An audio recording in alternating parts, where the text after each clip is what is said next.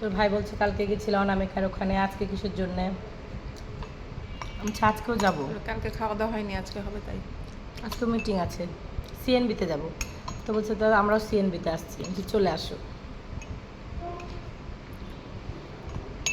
আমি আছি এখন জিংজিয়াংয়ে।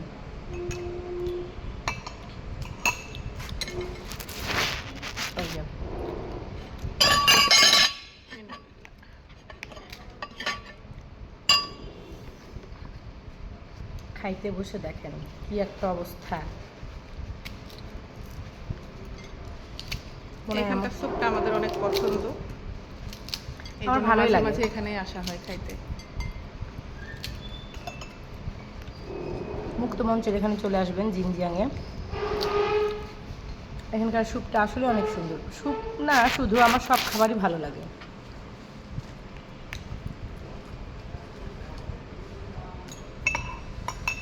আপনারা যদি কেউ খেতে চান তাহলে অবশ্যই জিনজিয়াংয়ে চলে আসবেন।